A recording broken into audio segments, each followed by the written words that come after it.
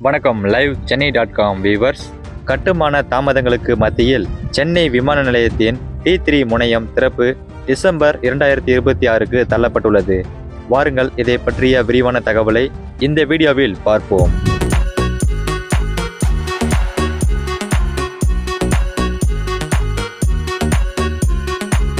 சென்னை விமான நிலையத்தின் T3 சர்வதேச முனையம் டிசம்பர் 2026க்குள் பயணிகளுக்கு மட்டுமே திறக்கப்படும். இந்த திட்டம் ஜூலை 2025இன் முந்தைய இலக்கிலிருந்து கிட்டத்தட்ட 18 மாதங்கள் தாமதத்தை குறிக்கிறது.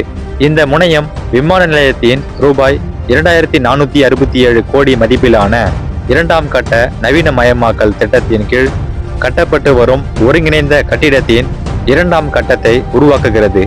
இது ஒட்டுமொத்த திறனை ஆண்டுக்கு 35 மில்லியன் பயணிகளாக அதிகரிப்பதை நோக்கமாக கொண்டுள்ளது. ஒருங்கிணைந்த முனையத்திற்கான பணிகள் 2018இல் தொடங்கியது. முதல் கட்டம் T2 சர்வதேச முனையம் 2.5 ஆண்டுகளுக்கு முன்பு செயல்பாட்டுக்கு வந்தது. இந்திய விமான நிலைய ஆணையம் AAI அதிகாரிகள் T3 கட்டமைப்பு 2026 நவம்பரில் திறக்கப்படும் என்று எதிர்பார்க்கிறார்கள். மேலும் பயணிகள் பயன்பாட்டிற்காக இந்த கட்டிடத்தை தயார் செய்ய இன்னும் 1 மாதமாவது ஆகும். தற்போது கட்டுமான பணிகளில் சுமார் 27% நிறைவடைந்துள்ளது. கட்டமைப்பு பாதுகாப்பு தணிக்கையை ஒப்பந்ததாரர் கோரியதே இந்த மந்த நிலைக்கு ஒரு காரணம் என்று AAI அதிகாரி ஒருவர் தெரிவித்தார். கட்டமைப்பு சுமையை சரிபார்க்க ஒப்பந்ததாரர் பாதுகாப்பு தணிக்கை செய்ய விரும்பினார். மேலும் முனையத்தின் நகர பக்கத்திலிருந்து கட்டுமான தளத்திற்கு பொருட்களை எடுத்து செல்லும் பாதையின் பாதுகாப்பை நாங்கள் சரிபார்க்க வேண்டியிருந்தது என்று அந்த அதிகாரி அறிக்கையில் கூறியதாக மேற்கோள் காட்டப்பட்டுள்ளது. திட்ட மேலாண்மை ஆலோசகர் தணிக்கையை முடித்து பணிகளை முழு வேகத்தில் மீண்டும் தொடங்க ஆரம்பித்துள்ளார். இந்த திட்டத்தின் முன்னேற்றத்தை தொடர்ந்து கண்காணிக்க CCTV கண்காணிப்பு அமைப்புகளும் நிறுவப்பட்டுள்ளன.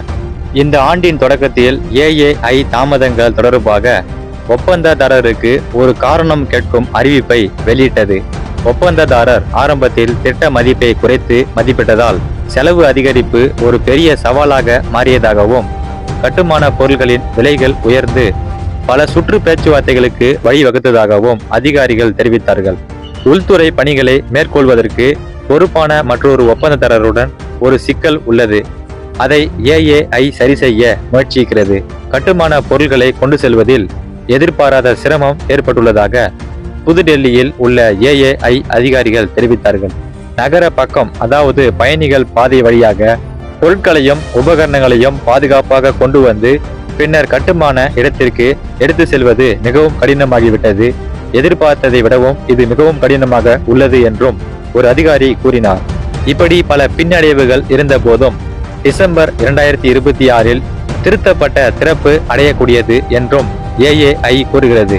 இதன் காரணமாக T3 முனையத்தின் கட்டுமான பணிகள் துரிதப்படுத்தப்படும் என்று எதிர்பார்க்கப்படுகிறது.